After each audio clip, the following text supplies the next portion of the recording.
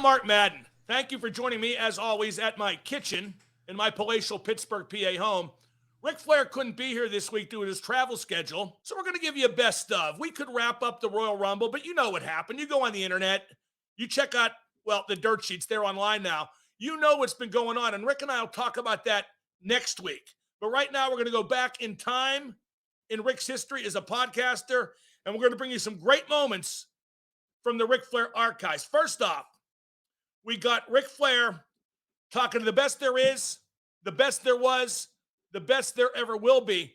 This is way back in 2015. Ric Flair and the man who beat him for the WWE title to end Ric's second reign. It's the Hitman, Bret Hart, and they're going to talk about some of the alleged criticisms. We've got the greatest in here right now. We've got Bret the Hitman Hart on the line with us here on Woo Nation at Play.it. And I guess we should just go ahead and address the elephant in the room. In years past, Bret, you've been critical of some of Ric's matches, and I realize everybody's getting along these days, so I don't really want to stir it up, so to speak. But how do you think you guys' philosophies differ towards wrestling, or what makes a good match, and how did you guys just see things differently through the years? And you can say whatever you want to say, and we'll still be text buddies. Is a little bit taken out of context, I think, a little bit. What I would say is that we just have sort of just overlapping eras. You know, his era and my era just are very close. I mean, I was a guy that, like he said, when he was talking about Randy, you know, I could always go in the ring and call a match out there. I didn't need to even plan anything. Like zero, I'd go out and do an hour match with Rick. I don't think without ever talking to him before we went out. And I could do that with Rick at any given time. At the same time, I was also part of the Dynamite Kid and a different generation that was going a lot faster and doing a lot more sort of intricate new high spots that weren't sort of the same ones that, because there was a period of time, you know, through the Dory Funk era and even the Harley era, a lot of guys just worked like them. A lot of them, people that just took the same bumps, the same style, that basically had the same match Harley had before he went out. And that was just a style that everyone picked up.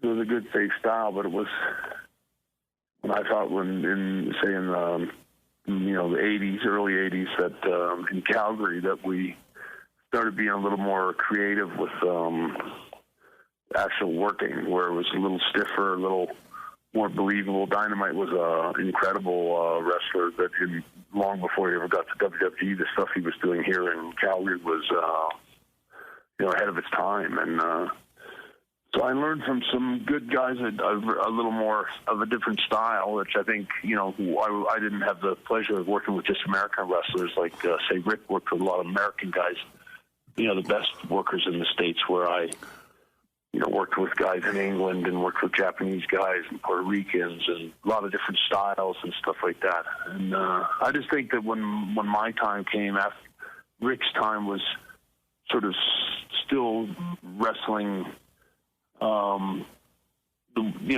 way they call it in there. They figure it out on the fly, and that's what makes that's the genius of those days. And I knew that from, you know, Harley, and I actually started as that era was changing a little bit. And I think, I don't know, maybe I was a pioneer or something with Dynamite and some of these guys that started taking wrestling in a little bit of a different direction and picking up the speed. And, you know, I always say that when the Bulldogs came to the WWE, for example, in 84, I think it was, or 85, you know, everybody started working harder, and that's just the way the style changed. And I think the business got better after that. I think it just was the natural, you know, path that the wrestling was going to take, and wrestling kind of upped a little bit after in the 80s. And I'm sure Rick's got his own thoughts on it. Yeah, no, I agree. I'm the first to admit, when you wrestle an hour every night, which I did for 10 years, you know, you get into a routine, you know, and you hope that the guy you're working with is just a little bit over. Because sometimes if it's not, it could be a long hour. Well, in fairness, too, a lot of that, when you were doing those hour matches, weren't on cable every week. So it's not like the same people are seeing the same match every week. No, but you do it in Greensboro. The boys are seeing it. Right. And I think that I'm the first to admit. But you know, I didn't have the blessing of Ricky Steamboat or a Barry Windham every night. You know what I mean? And Harley, even Harley would let me lead the match, but I wrestled Harley's match. Dory would let me lead the match, after a while, but I wrestled Dory's match. Terry Funk, he'd let me lead after a while when he was comfortable, but I wrestled Terry's match. Terry, of course, became so innovative in his own style. I mean, I bet you feel the same way, Bret. Terry Funk and Dick Murdoch were way ahead of their time, man, where they could be such serious technical guys. But Murdoch could make people laugh, too, way before anybody else could. I mean, he'd take a bump over the top rope in St. Louis when nobody was doing anything and walk into the turnbuckle and knock himself out. I mean, nobody did that. I think in Murdoch, at the same time, Murdoch could get in the ring, and technically, there weren't too many guys as good as Dick Murdoch. Would you agree, Bret? Oh, he was a real pro. Jesus. He was one of those kind of guys that you'd love.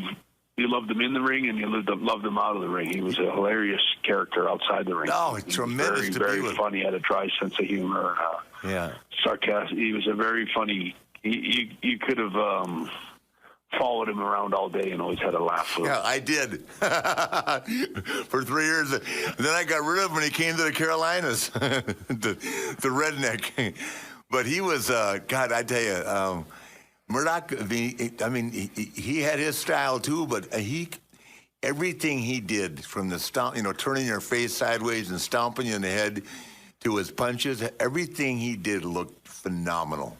I mean, you can't pick apart any of his stuff, but at the same time, he could do a knee drop off the top rope that looked unbelievable. Exactly, and he's one of the few guys he's one of the few guys you'd take it from too. Him and Ray.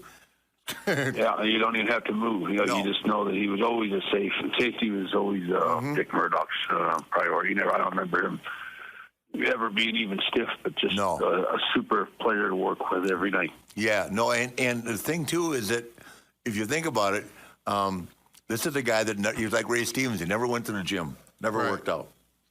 I mean, Harley never went to the gym, never worked out. I mean, these guys, where Bret and I are in this era where cosmetics are everything. I mean, I'm wrestling Kerry Von Erich one night, Steamboat the next. I mean, help me out, right? Right. Then along comes Luger, right? And all the Von Erich boys, with the exception of David, were built, like crazy. And then got Luger, and then here comes the Road Warriors. I mean, the cosmetic thing kind of turned it around for all of us, I mean, you have to admit, Bret, I mean, you and I, you more so than me, but, we were not exactly the cosmetic poster boys that some of these guys were. That Kerry Von Erich just, he was, the most phenomenally genetically gifted guy I think I've ever seen. His genetics were phenomenal. I'm sure he had some help along the way, but it didn't matter. He looked like $1 million. And then Luger and then Steamboat. And I mean, a lot of the guys just had great physiques. Also from way back in the day, Ric Flair had a nice day when Mick Foley joined him to talk about their infamous fight backstage at WWE. Vince is going to be right most of the time. I just thought he was wrong when it came to the importance of it. I thought that match was a big match, and I just we just got cut short of interview time. We didn't get cut short in the match. No. Our interviews were magic. And when we did have the interview, we knocked it. We had a heck of an interview, but I was like, "Where's the promotion for the interview?" Aren't they going to talk about the match? And it was just one of those things where Vince was on a different page, and he didn't see it as being as important as we did, or that I think most of the fans did. And I think it was just a missed opportunity. And then we went out there, and we had a heck of a match. Yeah, it was fun. Man, it was we went out there in the Meadowlands, and we had that great promo segment. I was just waiting, when something's a priority and when something's not, and in that case, that match wasn't a priority for the company, and I thought it should have been. Well, at that point in my career, everything for me was a plus. And getting to work with you, it's like, if you think about it, I went there in 2001, right? I was never supposed to work. I still got the contract. You'll never have to wrestle. Okay. I wasn't there 6 weeks, and I was wrestling Vince at the Royal Rumble. In Atlanta, yeah. In Atlanta, right? And then all of a sudden, I'm getting to wrestle Taker, which At really WrestleMania. at WrestleMania, which really was great for my self-confidence because I wasn't ready to come back. I was too beaten down by then by the WCW stuff. Yeah. But I actually felt like I had I had a terrible match with Vince. I just wasn't ready. But I felt like Taker really. I mean, Taker put me back on the map, man. When a guy that's 15 years younger than me throws me in a corner and I miss the flip and he pulls me back and says, "You ready to try it again, kid?" I felt pretty good. I said, "Let her go, man." That's awesome. And he threw me in and gave me the boot, and that meant I could pull for the sword. By the time, if I can get to the sword, man, I can make it through it. Get me to taking the tape off my finger, and the rest of it I can handle. You're listening to Woo Nation right here on Play.it. Of course, our guest, Mick Foley. You can check him out on Twitter at Real Mick Foley and catch him online at realmickfoley.com. If you haven't had the pleasure of seeing Mick do one of his one-man performances in person, you should. I've seen it 3 times. It gets better every time. If you've never heard his Jim Cornette impression, that's worth the price of admission alone. And we're talking about all things old school WWE today, and I guess we should just go ahead and finally address the elephant in the room. Although you guys did have some really cool matches in 06, it probably was born out of a little real-life animosity. I know everybody's getting along now, but there was some back and forths in some books, and then backstage in Huntsville, Alabama, of all places. That's where Conrad's from. It got a little real. It's the greatest line I've ever heard. I was sitting there with Iron. He throws down the book and said, "What's this all about?" I got up and punched him in the mouth. He no-sold it. And it was over. Yeah, I may have no-sold it physically. Emotionally, it hurt. Yeah, but if you're a guy throwing it, I don't feel the emotion. Exclusive, Rick. Like, when your book came out, and you and I had been getting along, really good. We did the evolution thing, and I didn't realize that, like the receipt, Sure. the receipt was necessary.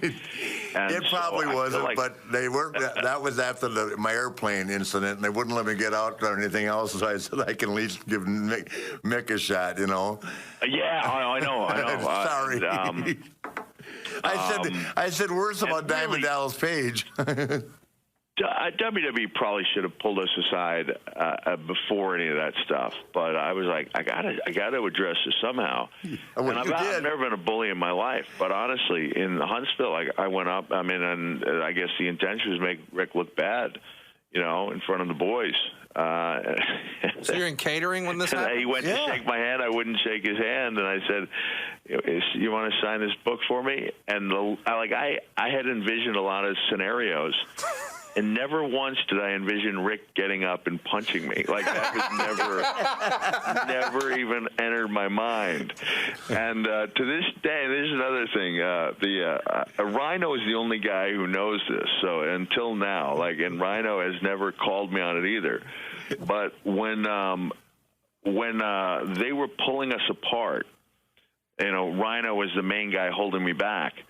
Let me just say, he didn't have to work very hard to hold me back because I wasn't actually trying to make forward progress. Rick's anger, it caught me off guard. Really, I never saw that coming, and I was like, what have I gotten myself into? So it was an unfortunate thing, but I said it was almost before that. We had this, this big boil, and we were trying to put a Band-Aid on it. And instead of, pretending it wasn't there, in that one day in Huntsville, we kind of lanced it and got all the bad stuff out. And well,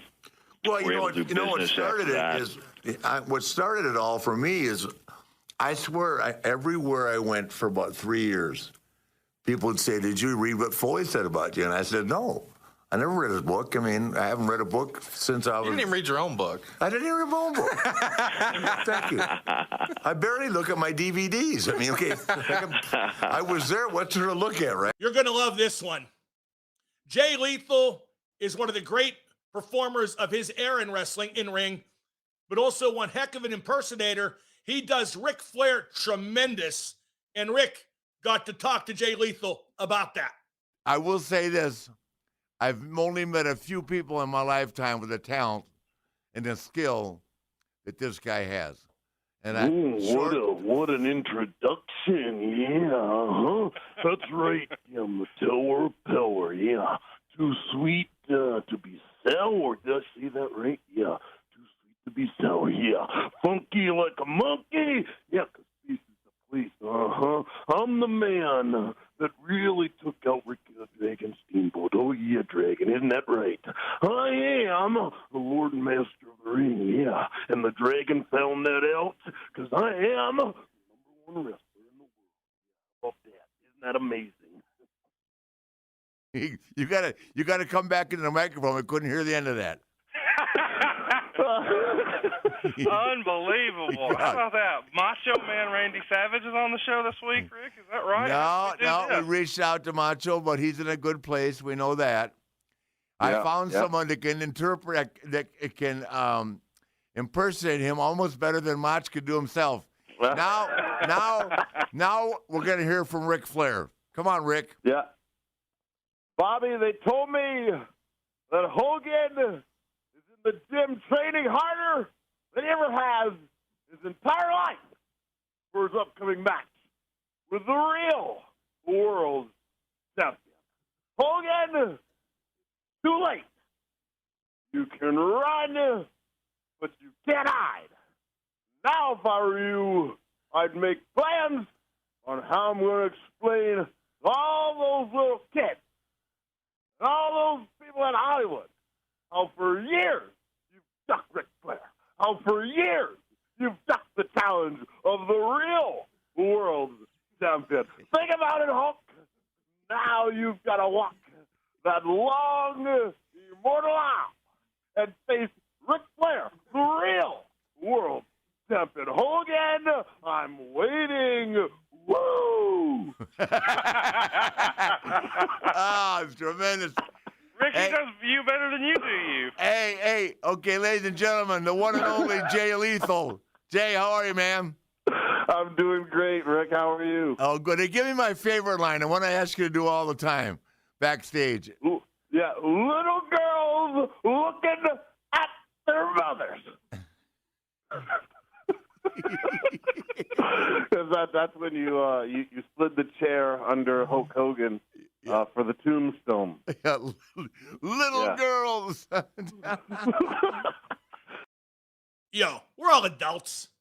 And some of us choose to use nicotine to relax, focus, or just unwind. Lucy Nicotine is a company that was created to help nicotine users find a cleaner option and feel better about the ways they consume nicotine. Their latest product is slim nicotine pouches, which contain pure synthetic nicotine and provide the same satisfaction that nicotine users expect without any tobacco at all. Lucy Slim pouches use the newest technology for synthesizing pure nicotine in the lab. None of the tobacco, all of the nicotine satisfaction. Lucy Slim pouches include both coconut oil and gum base to provide a soft, fluffy texture that enhances the flavor and doesn't dry out your mouth. They come in 3 strengths, 4, 8, and 12 milligrams. They got 3 exclusive and delicious flavors, spearmint, mango, and cool cider. My buddy Andre used Lucy products. No tobacco, nicotine satisfaction. It's helped him out a great deal. It could help you too. It's 2021. Don't compromise when you're choosing your nicotine products. Go with the newest tobacco-free options from Lucy. Ric Flair Show listeners, go to lucy.co and use promo code FLAIR to get 20% off your order of Lucy Slim Pouches or any other Lucy products. That's lucy.co and use promo code FLAIR at checkout. Also, I have to give this disclaimer. Warning, this product contains non-tobacco nicotine. Nicotine is an addictive chemical. Lucy.co, and be sure to use that promo code FLAIR, F-L-A-I-R. John Owens on Twitter wants to know, and we got a lot of questions about this since it's kind of the topic of the week. With Daniel Bryan retiring, does Rick believe that his career is Hall of Fame worthy? Daniel Bryan. Well, I'm sure he'll be in the Hall of Fame. Yeah, yes, and I don't know enough about his career. I can tell you this: that the guys up here that did work with him loved him. Once again, I have never been in the ring with him. You know, and I watched him work a lot. But the guys up here, his peers, that did work with him, think the world of him. So I'm going to have to say yes, he's a Hall of Fame guy. I don't know that you know this, Rick, but your friend Dave Meltzer puts out, his end of the year awards every year, and for years it was just like the most outstanding wrestler, and then eventually it became the Ric Flair Award because you won it so many times. Brian Danielson, or Daniel Bryan, however you know him, has held it. He is number 2 on the all-time list behind you as far as winning it the most times. So, wow. So even though it may not have been in times when he was main eventing WrestleManias, he was carrying Ring of Honor and other promotions and having consistent 5-star matches everywhere he went. So the respect in the smart community and the wrestling journalists and amongst his peers, I would think, would make him a shoe-in. Maybe he didn't have the longevity that some of the other guys did, but when he was there, there was no one better. Oh yeah, he made a huge impact here. Yeah, I wasn't even thinking about whether he deserved to be in or not. I was giving people, Sure. them my insight, because usually I can't tell you exactly how good a guy is if I haven't been in the ring with him. But the fact that everybody here loved working with him, and he, left on such a high note, and the reception or the departure of the show last week was fabulous with him. I mean, you could tell the fans cared. You could tell he cares. So, and that means a lot. I mean, that kind of stuff, I'm pretty sentimental about stuff like that. And he got a tremendous reaction. So I'm happy for him, and I'm happy for Bree. They seem like a real nice couple, and I think they're going to have a nice life together. In that last clip, you heard Rick reinforce a point he made about Daniel Bryan, who's now known as Bryan Danielson, and his body of work being Hall of Fame worthy. It garnered some controversy, to be sure. Now, speaking of controversy, Jim Cornette seems to be a magnet for it, as evidence from this clip where Rick and Jim talk about being in the middle of a riot. Here's the best. Let's go back even before 1997, Jim. When was the first time you actually worked with Rick? Do you remember meeting Rick or your first working experience with him? Oh, my God, yes, 1984 in Louisiana for Mid-South. Well, actually, the first time I ever met him. It was Tulsa, right, Jim? Well, the first time I ever met you, you don't remember because it was in Memphis when you did the match with Lawler at the Channel 5 studio, and I was the photographer. That's right. I forgot that. Yep.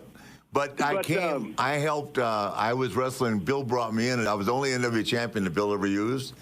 And I walked in one night, and I got there a little bit late, and they were having a full-scale riot at the fairgrounds in Tulsa, Oklahoma. It was the Midnight Express against rock and roll there, too, right, Jim? Yep. I mean, that place was insanity. And I mean, Jim was right there swinging that tennis racket like... the cops back there don't care. Oklahoma's a little different. Plus, the times have changed, but those guys had more heat every night. I mean, you guys sold out everywhere, right, Jim?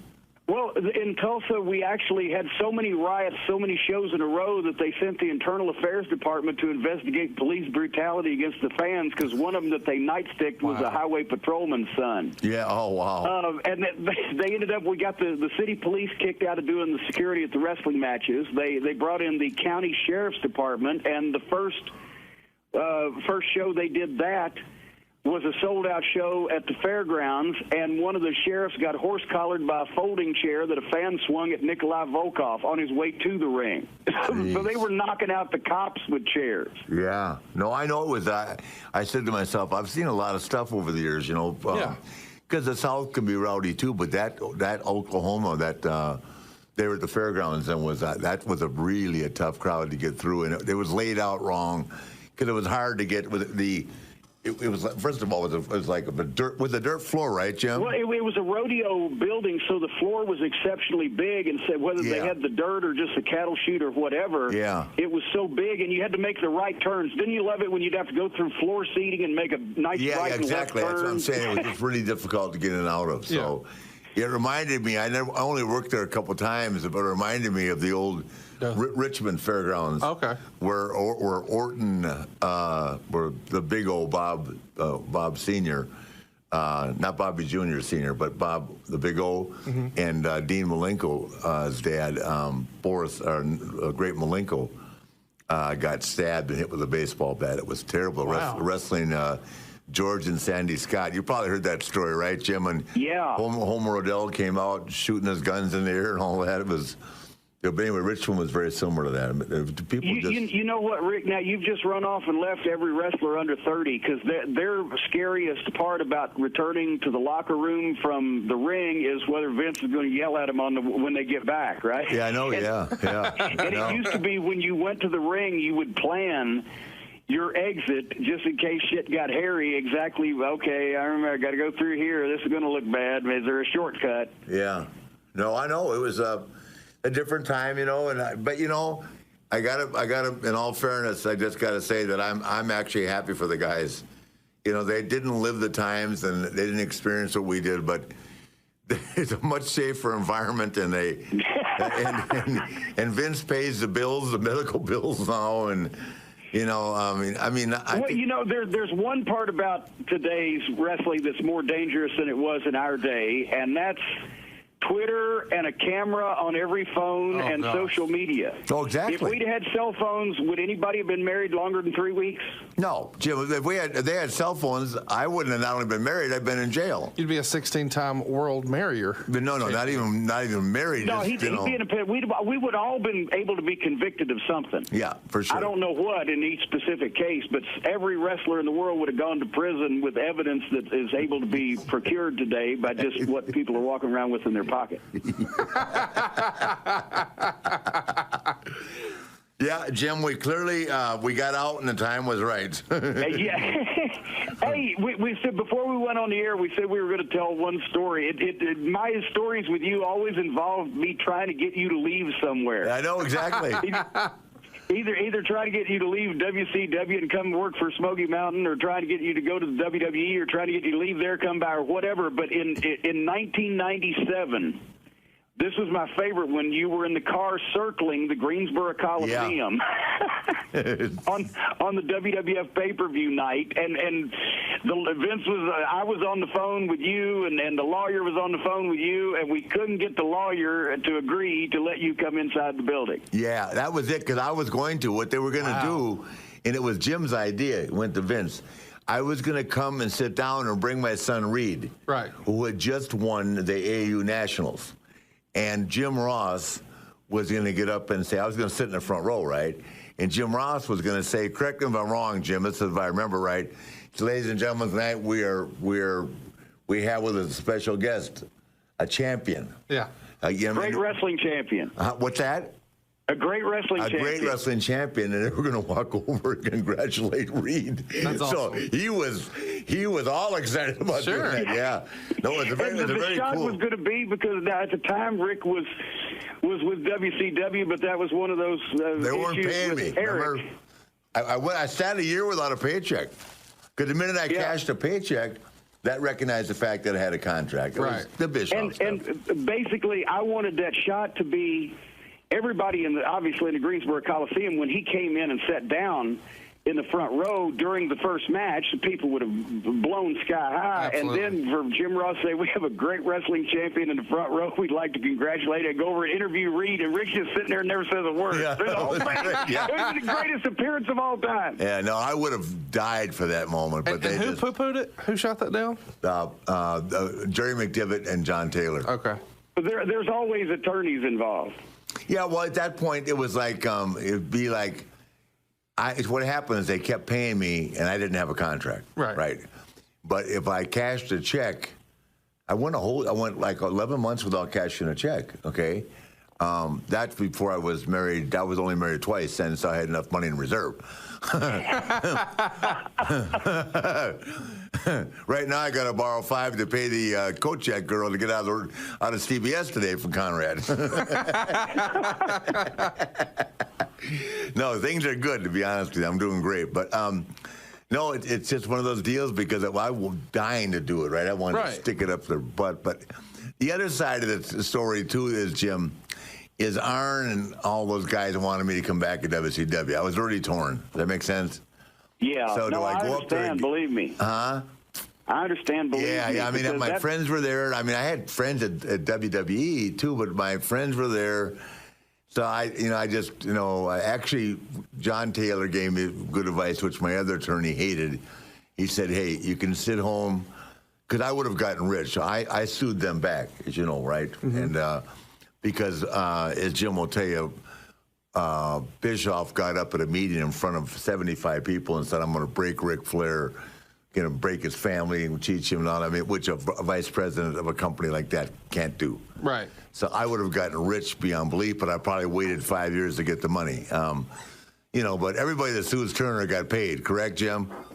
I think Howie, the mailroom guy, is living in the Bahamas now because of a lawsuit against Turner. Yeah, how about Sonny Ono? Yeah, Hardbody Harrison, all those guys. Yeah, all those guys. Sonny Ono sued him. The guy that would, the car dealer from Iowa, Eric's best friend.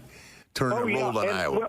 What about the guy that is now serving life in prison for sexual slavery, Hardbody Harrison? I know. They sued him basically saying that they were basically appeared to be or presented as racial stereotypes or ineffective and et cetera, and that was everybody on the roster in WCW. They were all presented as ineffective.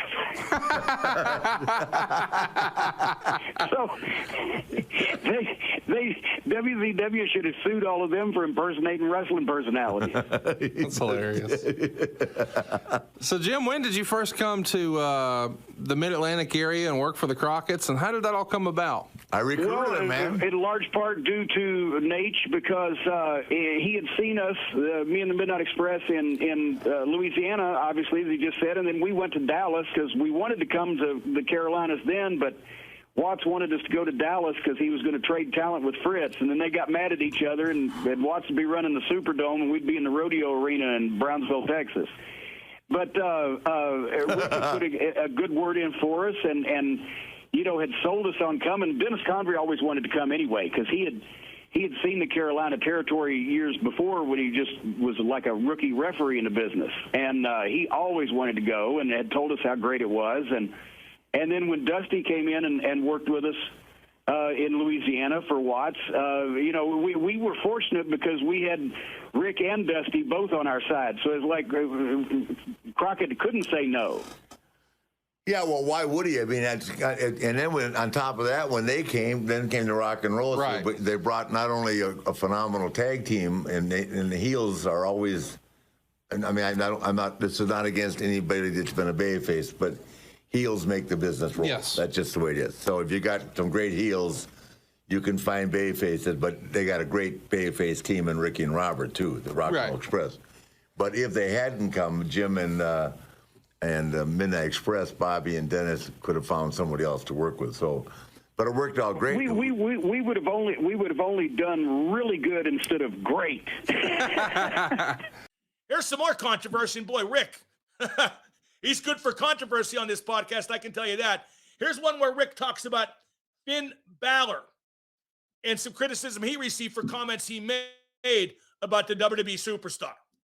You have really upset the internet in our very first story that we have to cover right away. A cruiserweight won't main event the WrestleMania event. Or Rick, do you regret saying it? You've gotten lots of backlash this past week. Lots of people online are coming after you with pitchforks. First of all, it wasn't meant to hurt. I didn't wrestle, as I told you when we discussed this. I didn't main event at WrestleMania, okay? Right. And I had a pretty good career. So, I certainly wasn't meant with any malice. It was just an opinion. But I will tell you something. Whatever website that was that came out, that they listed the 10 cruiserweights that have beaten me, and which is all true. I never denied getting beat by cruiserweight guys. But when you start calling Shawn Michaels a cruiserweight, you better be on alert, man, because you will be picking your teeth up when he sees you. I don't think anybody ever thinks of Shawn Michaels as being a cruiserweight. How about you? Well, I wouldn't have automatically assumed that he was a cruiserweight. I think people are really starting to blur the lines a little bit. And what I mean is there's a build weight in wrestling. You know, guys say they're 7 foot tall and they're really not 7 foot tall. And guys say they're 400 pounds and they're really not 400 pounds. Well, I think a lot of that happens in wrestling. So guys, started to really attack you over the weekend saying, what about, Eddie Guerrero and Chris Benoit and Daniel Bryan and Seth Rollins and Shawn Michaels. All of those guys were billed at more than what a cruiserweight is now. And then lots of people made the argument, I don't know if you saw this, that at the time those guys were wrestling, they were in what the WWE defined a cruiserweight weight class, because it used to be 225 pounds. Now it's 205 pounds. None of that matters, though. Finn Balor is 190 pounds. And here's my takeaway from last week, Rick. I feel like you were looking out for your buddy Roman. I don't know that everybody who listens to the podcast really understands. You have a great personal relationship with Roman. I think you guys got close on a European tour a few years ago. And so now you consider him a friend. So whenever you talk about Roman Reigns, you're not so much talking about the character we see on TV as you are your good friend. Exactly. And it was no more than just an opinion. I mean, trust me, it was never meant with any malice towards Finn Balor. He's got a lot of talent. I said, I don't know what more you can say. Good looking, great body, tremendous talent, okay? I repeat. So anybody that was offended, I certainly want to apologize. My God. So if you think he's a great performer and good looking and in good shape and talented, why do you hate him so much? I don't hate him. Why are you saying that? Jesus Christ. I just saw him on Monday. I shook his hand. I don't hate him. I like him. But he'll definitely never main event, right? Because he's too little. Isn't that what you said? No, but I mean, here's hypothetical again. So you're like you're trying to stir this up, which is what you do. But what I'm saying is that you look at the last 5 or 6 main events at WrestleMania, okay? And I know Daniel Bryan was in one of them. And he's a phenomenal player with a phenomenal following. Exactly, right? Right. But, I mean, I don't see those guys. I don't see those guys wrestling Brock Lesnar. I mean, that's just where it is. I don't see Daniel Bryan wrestling Brock Lesnar. I wouldn't see Finn Balor. I wouldn't see a lot of people that are really good wrestlers wrestling Brock Lesnar, okay? Triple H is 255 pounds. Orton, I mean, it's just a difference. And I think that, just like I said about boxing, when Muhammad Ali was the champion, there was no other divisions. I mean, of course there were, and there were some fabulous boxers, but the heavyweight champion was Muhammad Ali, and that's the only thing he talked about. And when he passed away, a month and a half ago, I mean, the recognition that he got, I mean, the NBA Finals came to a standstill to honor and recognize Muhammad Ali. I've never seen that for any other boxer. Have you? No, I haven't. I want to ask about this cruiserweight thing again, though, because I do want to get some clarification. I feel like a lot of people read what they thought happened on the podcast rather than actually listening to what you said. And one of my questions, I guess, is, it's not, you're not saying that weight is the only indicator. I mean, good Lord, if that was the case, then every year it would be Mark Henry and Big Show in the main event. Of course not. No, of course not. I'm just saying that it's, number one, it takes a long time to build a brand. Right. So let's throw that word in the equation too, okay? So regardless of when Finn Balor or anybody else, of all the new guys came up, by the way, those 2 kids, they debuted last night on SmackDown, were fabulous. The amateur wrestlers, they were fabulous. Yeah, Reddy, Willing, and Gable. Yeah. But I mean, just they just are fabulous and phenomenal athletes. So I want to give them a shout out. But yeah, I just don't. It's not nothing to do with weight. Gosh, it takes time to build a brand. I mean, Randy Orton has built a brand, but it's been there 10, 15 years. John Cena's built a brand. Right now, Seth and Roman and Dean Ambrose are in the process of building a brand. And they've been there for years. It takes time. It's worth mentioning. They've been there on television for years. And I think, one of the things, and I know I'm probably not supposed to be speaking for you here, but I think it's also fair to say that part of what you meant when you said, I just don't see a main eventing a WrestleMania, is based on the idea that only 2 guys get that spot every year. I mean, here we are now. Yeah, exactly. I mean, thank God you're thinking this out. It's insanity, my God. I mean, I think it's really tragic that the internet will seize the opportunity, and just the way they are. It's like in the old days, man, when it was, what was the Pro Wrestling Illustrated? Was that the #1 magazine, right? Yeah, man? Yeah. Yeah, if I wasn't the most hated, number one, I was really mad. How dumb was I? And if Hogan wasn't most popular, he was mad. You know, the ratings back then. Sure. Yeah. So I mean, I'm making a joke. I'm being facetious. I didn't even look at that stuff. I mean, and I probably have more Pro Wrestling Illustrated covers than anybody alive. But guys, it's a work. Hello, it's a work, everybody. It's a work.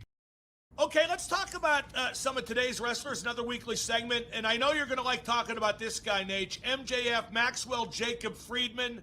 My man. Very inspired by Roddy Piper. Hey, see, he's got the big ring, man, just like the Nature Boy. Now he's got to buy one of these. Well, I see a lot of Roddy Piper in, Max. How about you? Roddy Piper? No, not really. I don't see that. Roddy was like, you know, Roddy was just a boom, boom, boom, boom, real quick. I just spoke to his daughter last night, by the way, so I'm catching up with them. But I don't see much Roddy in him. I see more me than Roddy. I mean, I'm not taking away from Roddy. I just ask me who I see more in him. I like Roddy didn't brag. You know, Roddy didn't brag about his clothes and stuff like that. This kid is, you know, which makes him different. He's talking about the material things, or it implies that he has the material things that other people don't have, and that really pisses people off, especially when it's the truth. Well, what I like about Max is he almost never breaks character. Not in the ring, not on the mic, not away from wrestling, not anytime. I like that, but today, with the camera everywhere, you got to be careful too. Oh, absolutely. Especially if he wants to be a little Nature Boy.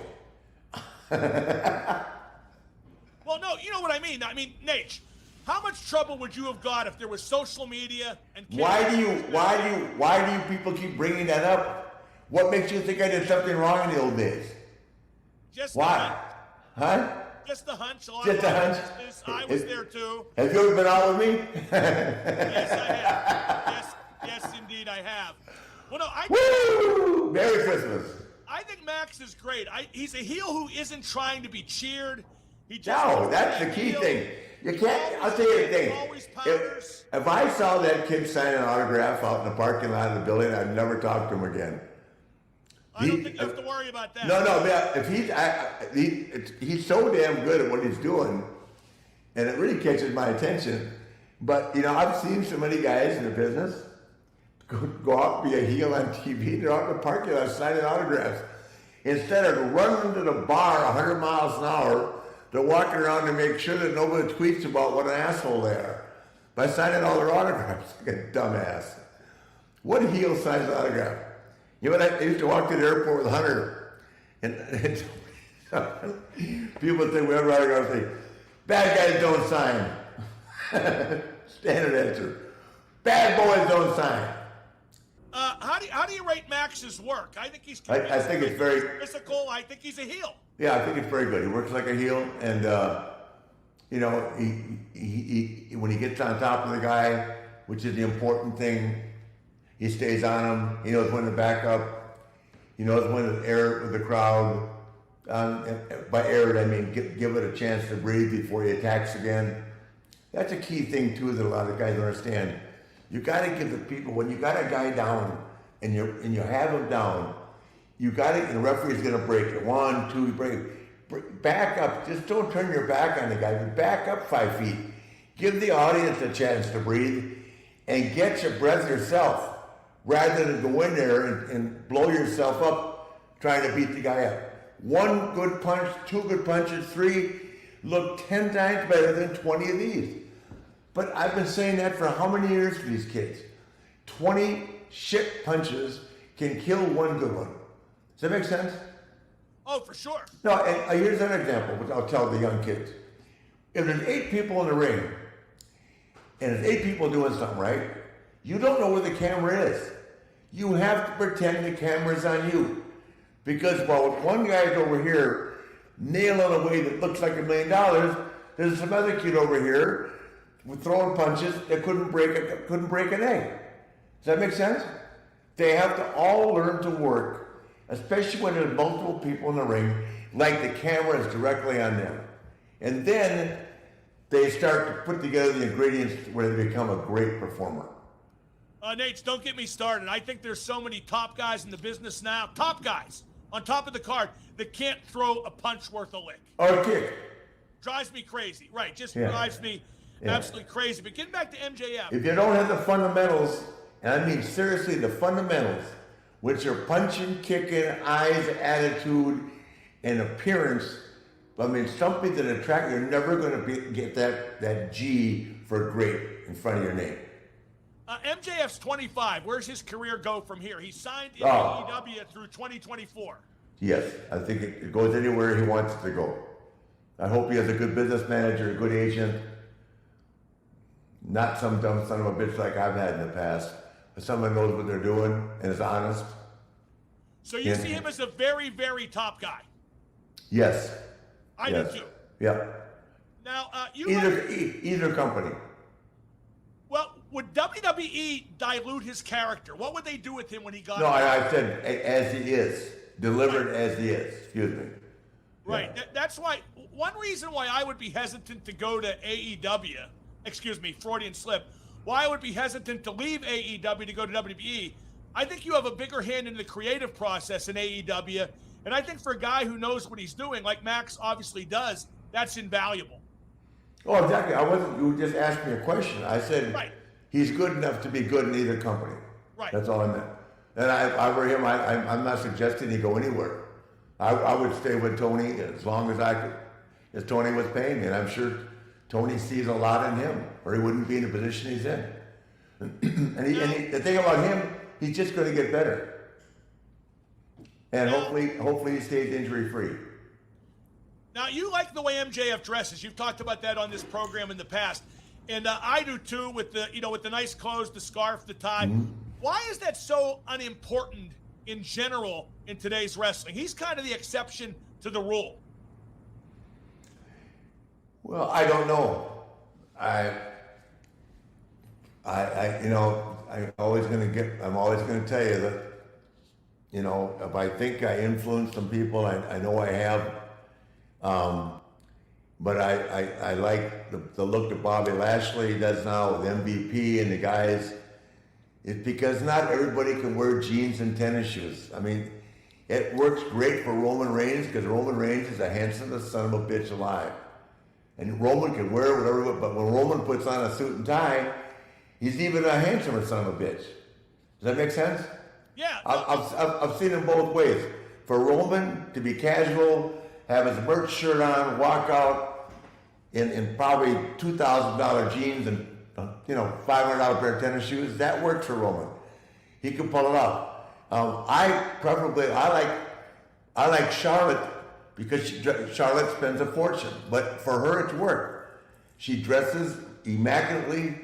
It's her gimmick, and you've got to live your gimmick either way. But with him, not everybody can wear jeans and tennis shoes. You want to make yourself look different somehow. I mean, and that's just, we have so many people that are dressed the same, and except for the ring attire, that they all look the same. If they don't have, and they're trying to get themselves looked at and get themselves a spot with a promoter, I would emphasize either dressing. We're doing something a little different with your wardrobe. It's just as essential as it is learn how to work in the ring. Up next, I still can't believe this would happen. It's Rick talking about who was really in charge at TNA when Rick was there. I can't believe it. He's talking to Vince Russo. Wow. But I think and Conrad and I talk about it, I think Seth Rollins has got it down pretty good, and he's getting more confidence. And where he's definitely 10 times the interviewer he was 6 months ago. And there's other guys that can talk and care, but it's the thing that I see is that I wouldn't change a bit of it for me. But it's that old saying, you got about 4 minutes to walk out that door and show Vince McMahon there's something different about you than anybody else. Does that make sense? Oh, absolutely. No, I had robes, clothes. I had a lot of enhancements. I didn't say it worked out for me financially so well, but it wasn't like I didn't come prepared. But Rick, let me ask you this. Here's something very important, because you basically said it, and it's kind of like I figured it. Okay, like I get the feeling too, like there are people working on eggshells, and the way the wrestling business is, Rick, let's face it, there isn't a WCW. Where are these guys going to go if, God forbid, they get heat with the office? So I understand all that. But, Rick, I have to ask you a question, like, even in your case, especially starting out, before you were Ric Flair, weren't there times, though, Rick, in your career, especially early on, where, like, you kind of had to go out there and take chances in order to become Ric Flair, in order to stand out from the crowd? It's funny. I tell this to everybody. It was just, I came from Minneapolis, where I started with Dusty, and, I started with Murdoch and Rhodes and Bockwinkel and Stevens and, Jesus, Larry Henning, Harley Race. The list was endless of guys there when I started. And then after a year, I went to Carolina, where George Scott was with Wahoo, and I was surrounded with so much talent that, and the guys liked me, because when young guys started the business, when I started, a lot of the older guys didn't like the young guys. But I wanted to be a heel, so that already took the pressure off the older baby faces. Unlike a guy like Steamboat, man, the baby faces like Wahoo and Paul Jones and those guys, they hated Steamboat. I had to fight for everything in the world to get him a break. Mm-hmm. Nobody wanted to see a handsome young kid come along, right? Especially if you're a baby face with some mileage on you. But for me, I was a heel. I was just cannon fodder, man. So they loved me. I could talk, say what I wanted to say. They bounced me around, beat me every night. Hell, one night I was in Charleston wrestling Wahoo, and George Scott happened to be at the show. Wahoo beat me in the middle of the ring. The people were going crazy. He came back down and beat me again. And the crowd was, I was so naive, the crowd was going crazy again. He came back down and beat me 3 times. I walked back, and George Scott pulled me aside and said, "What the hell are you doing?" I said, "I don't know. I thought that was good." He said, "You already beat you once." I didn't know any better. beat me 30 times. What the hell? Hey, Rick, let me ask you a question as it pertains to the business today, because I'm real interested in this. Say Ric Flair was just breaking into the business today, and say Ric Flair was breaking into the same WWE today, that we're seeing today, where, again, guys are in tough positions because there's really no place else to go. So, they kind of follow instructions to the T, just to make sure they have job security, they have feelings. I understand all that. But, Rick, if you were placed in that situation today, and you're just breaking into the business, but the Nature Boy is inside of you. You know he's there, and you know he exists, but yet they keep giving you, scripted promos, say this, say that. If I was in the business now, I'd be fired within 30 minutes. Social media would keep me alive as I was walking in the door of the building. Say that again, Rick, I missed it. From conduct the night before, as you know. Yeah. But I enjoyed working. What's that? Well, Rick, my question is, would you take that gamble in order to be noticed? Yes. Yeah. Most definitely. But and I think the character would have been everything would have worked, but I would have had to really kind of like that movie Wolf, chain myself to the radiator in the room at night. Right. Part of what made life fun for me is I wrestled hard, I worked out hard, but I did some damage to myself and other people between 11 and 4. So hey, let's switch gears and talk a little WCW. So let me just, I have to comment up by saying that since Conrad hangs around me now, he tells me that his liver light's on once in a while. So my check liver light. I woke up at SummerSlam and my check liver light was on. So hey Vince, let's talk a little bit about WCW. I know we kind of. And Vince, just as an FYI, how in the hell have you been in this business so long? You don't do drugs, you don't drink. How do you do it? Oh, man, I just used to, Rick, literally, like, this is an absolute shoot, Rick. The show would be over. I'd walk in the hotel. I would look to my left and see what was going on in the bar, and I would know in my mind nothing good is going to come out of that, and I literally would go right to my room and lock myself in. I learned that. What was wrong? Why was I so thick-headed? Yeah. Rick, if you were on the outside looking in and you saw what was happening, you would know nothing good is going to come out of that. Well, I know what's happening because it was probably me. It's almost Valentine's Day, and love is in the air. Whether it's a third date or 30-year anniversary, you don't want erectile dysfunction getting in the way of a perfect night. Believe me, been there, not done that. If you're experiencing ED, then visit GetRoman.com/Flair to speak with a U.S. licensed healthcare professional about ED, and if prescribed, get $15 off your first month of treatment. Look, guys, with ED treatment, you can have the self-insurance that comes from knowing you've prepared yourself for the moment when the moment comes. Roman offers 5 prescription treatments, including the brand and generic of the most common ED medications. If you want Valentine's Day to be a Royal Rumble later on, I see what they did there. Your order needs to be placed by February 9th, so don't waste any time. Listen to me, Mark Madden, listen to Woo Nation Uncensored, and start an online visit today. The whole process is straightforward, convenient, and discreet. Getting started is simple, so just go to GetRoman.com/Flair. That's GetRoman.com/Flair. Let's bring it a little closer to home now. Rick and Conrad Thompson talked to Rick's daughter, Ashley, better known as Charlotte Flair, the best female performer in wrestling history. This is very early in Charlotte's career. It's Rick and Conrad with Charlotte Flair. Teresa Richards on Twitter wrote in, you started wrestling fairly recently. What was the tipping point that led to you pursuing a career in wrestling? Well, 4 Horsemen induction, or 4 Horsemen Hall of Fame induction at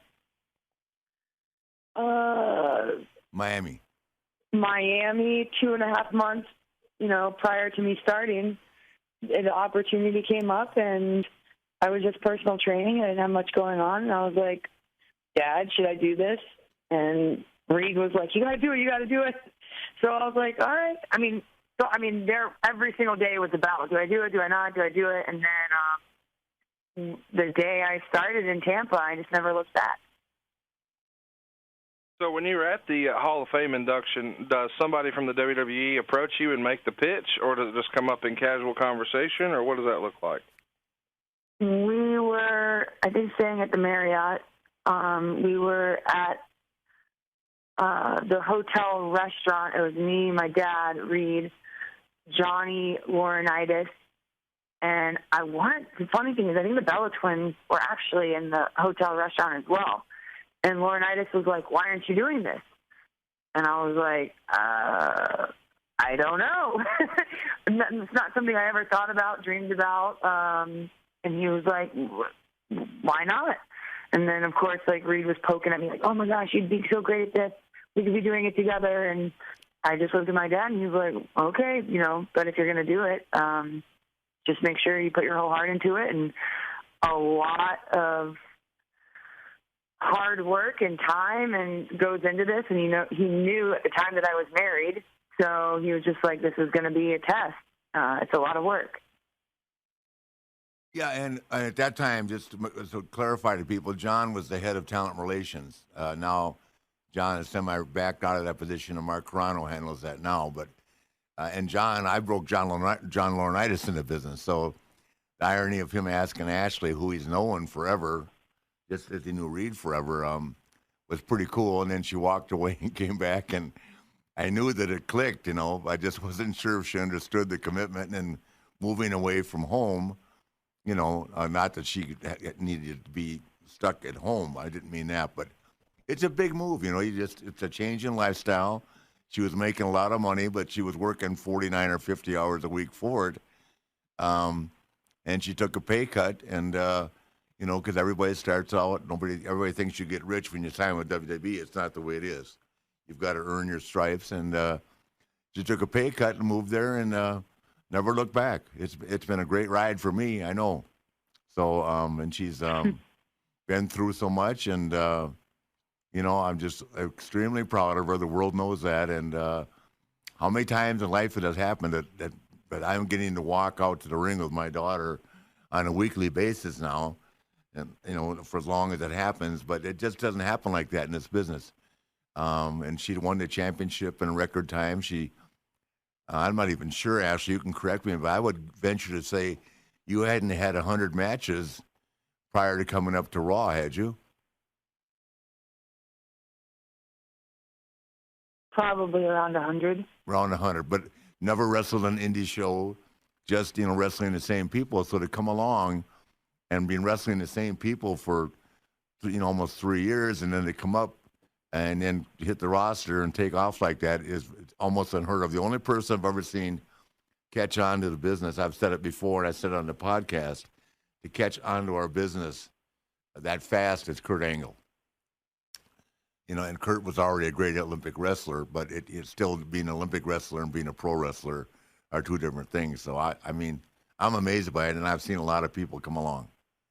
Well, Rick, I know it's early in the morning, but you mistakenly called our guest Charlotte Ashley, so I just wanted to correct that we're actually talking to Charlotte now. I'm sorry. Charlotte, tell us a little bit about what was more challenging for you, like the change of life from going from living in North Carolina to getting moved down to NXT and uprooting your life and training for wrestling every day and going from personal training to there, or then the second jump from NXT to main roster. What was more of an adjustment for you? Well, first of all, I've lived in North Carolina my entire life. So I could kind of say I was kind of a small-town girl just because I only lived in Charlotte, Boone, and Raleigh prior to moving to Tampa. And then getting to Tampa, just living somewhere else was an adjustment. But I had people around me that I'd known my whole life. Joe Gomez was one who is a Tampa native, and he helped me a lot. Obviously, I had known Dusty my whole life, which really didn't help getting to developmental because he'd make the most ridiculous comments. I'm like, Dusty, you're really not helping me here if you want the talent to like me.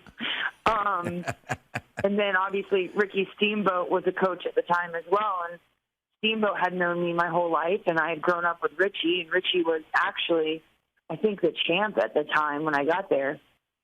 Or had just dropped the title. But, no, that was an adjustment. And then it's just, as, and FCW was growing, and then it grew to NXT, and then, it became what it is today, another brand. And then debuting on the main roster, I just kind of grew with the product, to be honest, as a person. But I think the bigger adjustment now is I'm recognized everywhere. As before, I'd always been recognized because I traveled with my dad, so it wasn't like, instead of, someone asking me to take the picture, it's like, oh, can you get in the picture? It's crazy. I know. And sometimes I really have not, because I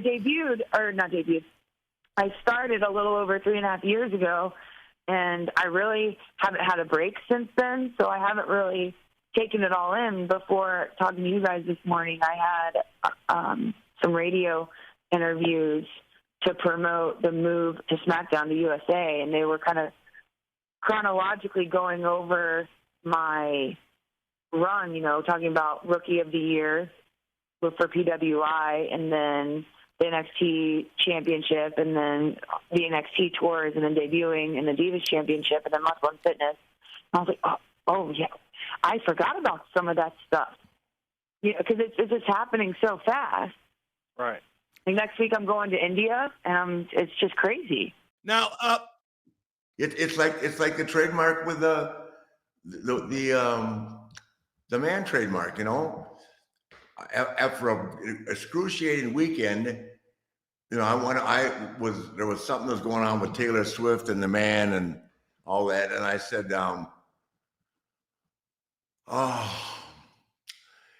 I forgot, some guy from TMZ hit me in LA, and I just went, you know, you have no idea how hard I've worked for that label. And if I own the trademark to be the man, if I own that trademark and they use that trademark to create the man, which has been my label my entire career. I thought it up, it's mine, I own it. And I'm one of the few guys that owns their intellectual property. You know, I mean, Steve doesn't own Stone Cold, believe it or not. And I don't think it's right. He should be able to have it. But when they get a hold of it, they're going to keep it. They have their reasons. And I'm not the one making those calls. But I own my stuff. But the ultimate insult was, and whoever was clever enough, you know, first of all, I want to say the girls had a phenomenal match last night, Becky and Charlotte. My God.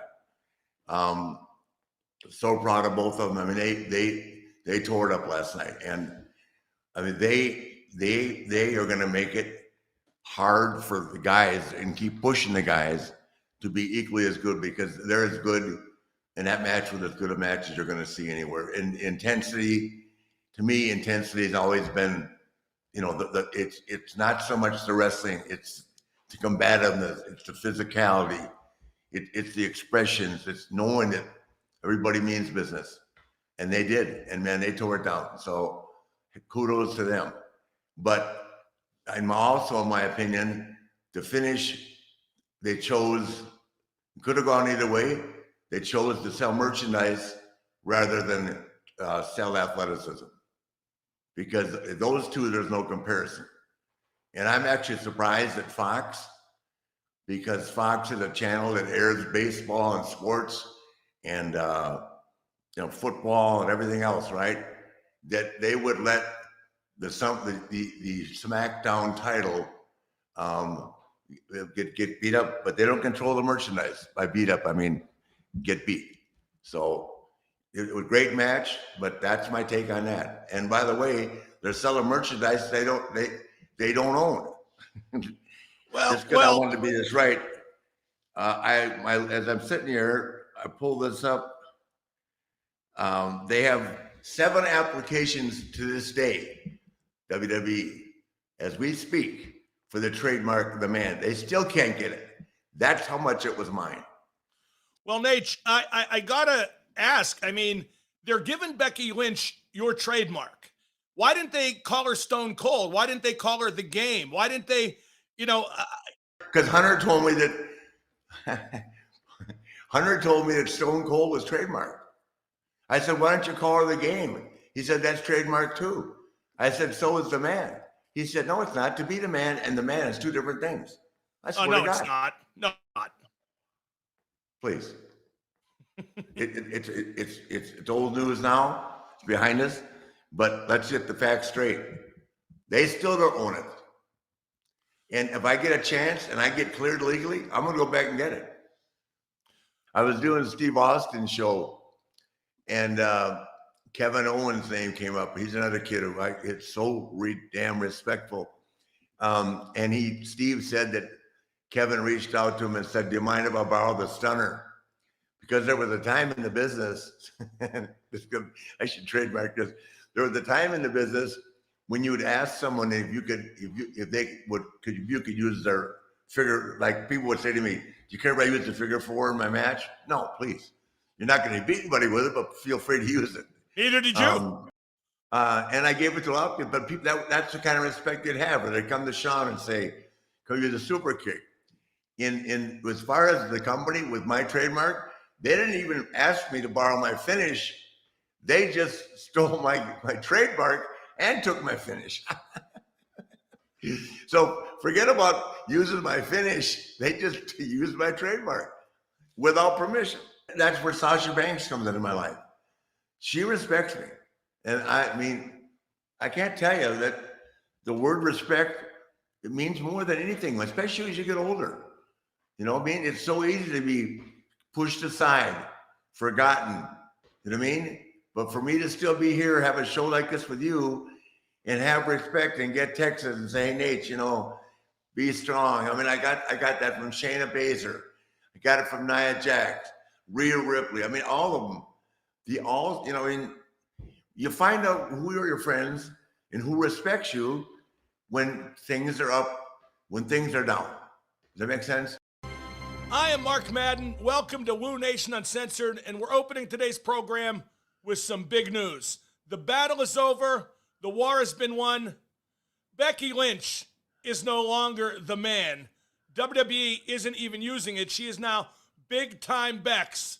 So let's welcome to the program the 16-time world champ, the one and only man. He is the Nature Boy Ric Flair. Nate, we always knew it was going to come to this. We always knew who the winner was going to be, but it's all over. It is.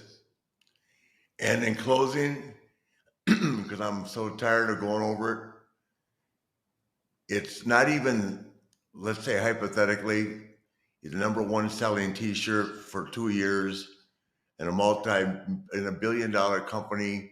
So let's just say they made $30 million, right? I could find out, but it's not worth it. Ultimately, the people that did that, to me, need to look in the mirror and know that I worked my whole career for that to belong to my daughter or my son. They got to look at themselves in the mirror. They got to say to themselves, boy, he took something that he worked his whole life, his ass off for every day, made a joke of it, and gave it away. That's all I can say anymore. The proof is in the pudding. Becky Lynch is now Big Time Bex, and Ric Flair, moving forward once and forever, is the man now. I'm silenced on the issue. No more. Okay, good. Well, we wrapped it up, and the result is what was hoped for. At the very end there, we couldn't help but play a clip of Rick talking about the man being his trademark. We wanted to get that back out there because God knows he's so shy about bringing it up himself. Speaking of the man, Ric Flair got to interview Darius Rucker of Hootie and the Blowfish fame, and they talk about how long they've known each other. Oh, Rick, you mentioned a minute ago, Rick, that you guys met in '86. That's a lot sooner or a lot longer than I would have imagined you guys knew each other. How did y'all first meet, Darius? Mike Campbell. Rick was, Mike Campbell, who was the governor's son, was friends with Rick, and some of the guys would hang out. And, we heard that they were going to be hanging out there, and Mike was going to be there. And Mike was a friend of mine, and he introduced me to Rick. We've been friends ever since. Yeah, no. What happened is I brought Charlotte down to your concert in the park that night. The first time that we met, Mike Campbell asked me to come down, and it was at that time you were with Hootie and the group, and you had an outdoor concert. Do you remember that? Oh yes, I do remember that. We were having just a little show in the park. Yeah. That was the first time, and ever since then, I mean, we've been pals, and then. The big night for me, of course, which really separated me from a lot of people in the wrestling business, was at the Jimmy V in 1989 when I had one of my ex-wives with me. And you had your ex-wife with you, and you bought one of my robes for like $30,000. And Jordan was there, Barkley was there. I mean, that's when the Jimmy V was really a party, man. Good Lord. That was a party. I remember when they said, they're gonna that was an auction item, and I said to the guys, I don't care what it costs me, I'm getting this thing. And it just kept going up. It just kept going up. And, but I still got it. I was looking at it probably 2 days ago. I still got it. Yeah, I when I heard you got divorced, I said I hope he's not like his wife, like my other wives, didn't take all his stuff and take my robe. They said no, he still got it. No, the robe. I still got it. I still got. I always have that robe, man. It's the centerpiece of my sports memorabilia collection. I love that thing, man. I'm so proud to have it. Well, thank you. A lot of my ex-wives all seem to think they belong to them, like they wore them and they take them with them as they leave, and then then Conrad buys them off of eBay. Well, listen. So I have to go on record as saying, because not only because of our friendship, but just the level of respect that you command. This thing that you have, and it's coming up soon again. It seems like it comes around every the Monday after the Masters fundraiser. And correct me if I'm wrong. It's for underprivileged youth people in the state of South Carolina. Correct? Well, that's what we do. That's our main.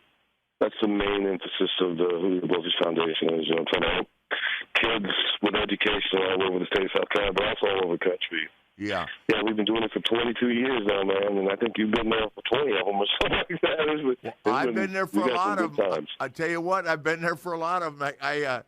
I tell Conrad, because I tried to get Conrad to go last year, and he went, I don't know, man. It is the damnedest party. If I'm saying this, you know that it's being laid down the line. It is the greatest 3-day party. I was about to say that. When Ric Flair showing at the party, it's the greatest 3-day party I've ever been to in my life. And everybody hopes, and I hope I'm not saying this with any, I hope I'm saying the right thing. Everybody hopes that Darius will drink on Saturday and sing Saturday. They know he'll drink on Sunday and sing Sunday, and he has to sing Monday. That's part of the gig. But it's the hardest ticket in the world to get. I mean, I just talked to Alexis the other day, because I managed and asked you. I hope I can come, but I have to work, but I'm going to come Monday. But Conrad, I swear to God, the House of Blues, it is unbelievable. And they have so many sponsors.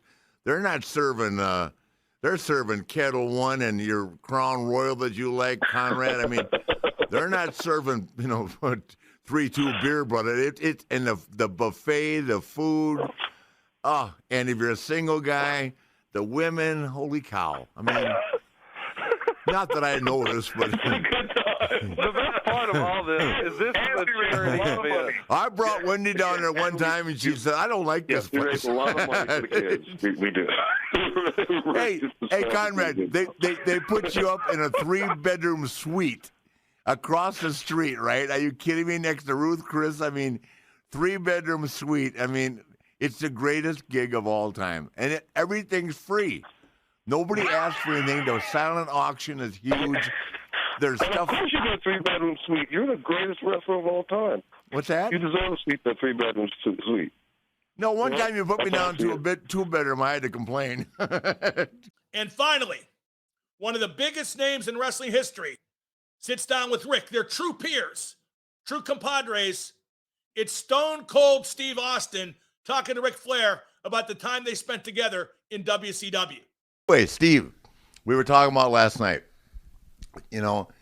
There is so much that goes into your career. And, I mean, I go back, and I was thinking last night about talking about you and Steamboat and how great the matches were, and how in Iowa one night Hogan and I had to go on after he and Steamboat went on. And but then I go back to another incident that was great, too. We were in Norfolk, Virginia. It was me and Arn Anderson against you and who? God dang, and you see, here's the thing, Rick. You remember more about my Brian. career than That's Brian Pillman, Oh, Brian. right? Okay. We tore it down, man. Yeah. And Arn and I didn't tag that much because he was basically Tully, but Tully had gone. And they put us on in Norfolk for about 30 minutes, man, and we tore the joint down. I used to love that building in Norfolk. Oh. That was a good neck of the woods for pro wrestling. Yeah. And good times. And, man, I miss Brian to this day. Oh, Jesus. And because I never did really like I love to watch tag team wrestling because it can be so exciting when you have teams like, Arn and Tully, Arn and Ole, the Midnights, the Rock and Rolls. Yeah. And then, we got together as Hollywood Blondes and we established this chemistry. That's when I really fell in love with it. Yeah. But then, you always have the liability of relying on your partner to stay healthy. Yeah. And so I got smoked. I tore my arm up. And anyway, they split us up. But I got a lot of fond memories of Brian. But, man, Norfolk, those were back. That was back when that old school wrestling it was bad, and the buildings were about a half to 3/4 full. It wasn't like the territory was on fire, but it was one of the funnest times of my life because you were still running roughshod, Arn was still in the ring, all the guys that I looked up to, and I was sharing the same locker Well, room you with. guys crashed a Flair for the Gold, and the deal, and it worked out great. The thing was, sometimes, and it's only the only. I'm not even going to mention any names, but sometimes when something gets over so good, they just pull the carpet on it. And that thing got over great when you and Brian came out, and we had one match, and then nobody got hurt that night. They didn't get hurt that night, but they just took the program away. Yeah, it was what it was. But, I went on down the road and everything happened. It turned out okay. No, it worked out great. But, I mean, I was mad as a hornet because, first of all, when they were going to put us into it, right there in Dothan, Alabama, I was about to go on a singles run with Harley Race as my manager as a U.S. champion. All of a sudden, the rug got pulled out from under me, and then they put me and Brian together. We got that over, and then they yanked that out from under me. So I was like, man, I don't know the crap or wind my watch, in WCW. But, again, it was what it was, and, I'm happy everything ended up like it did. Yeah, I mean, you went down the road, and it's kind of like, I think about this too. Hunter came to me, and he goes, when Hunter was like 93, and you'd already taken off. Yeah. And Hunter goes, they offered him like $250,000 because he was Regal's partner, the Blue Bloods, whatever they were, and Vince called him, and I go, hey, it's $250,000. He said, it doesn't matter, which caused one of the biggest fights I've ever had with Randy Savage, all in the same story. He said, I'm gone. And, of course, the rest was history with Hunter. Right. Came up to join you, and, I mean, everything just started falling together for them again, thank God. But Savage came in that day, and Savage wanted to beat Hunter in like 30 seconds. I said, that ain't going to happen. Beat him where? Not in WCW? He wanted to beat him in center stage. Oh, really? In 30 seconds. 30 seconds. On the getting the way out. And I said, that ain't going to happen. Savage and I had the worst argument of all time. Not that I had anything, but I did. You like someone's talent. You just don't squash a guy going out the door. I mean, Right. And I don't think I don't think you do that to a guy. It's kind of like, and I'll throw another story into it. When I did the favor for Kurt Hennig to go back to WCW, Ole says to me, "What are you worth to me now?" He just did a loser leave town last night on national TV. I said, "Ole, I'm going to show you what I'm worth to you." And I went next door to Bob Dew, and I said, "It's me or him." See, Ole. True story. Wow. No, I did. I mean, just because Kenny didn't beat me in 5 seconds. He beat me in a 20-minute match. It was a great match. Yeah, it went real well. And we did a thing the week before with Santana. Vince doesn't do stuff like that, right? And so that's when me and Ole really fell apart. And he said, "You're not worth anything to me now." I mean, Jesus, doing a favor for someone like Kurt Hennig doesn't hurt anybody. No. Well, especially with WCW on closing the doors. Yeah. They couldn't get anything going. You know what I mean? And then, so anyway, Hunter left, and I had Savage wrestle Arn for 20 minutes. So when it aired, he called me, and Savage goes, "That looked like shit.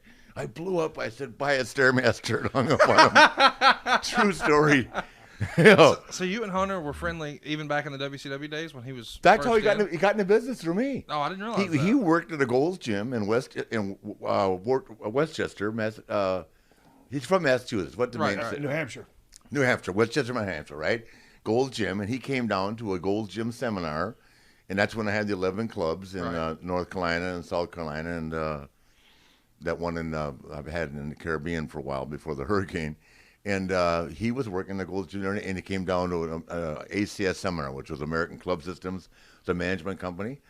And, of course, I came out of the bar entertaining as myself, right, with a balloon or something like that. And yeah, of course.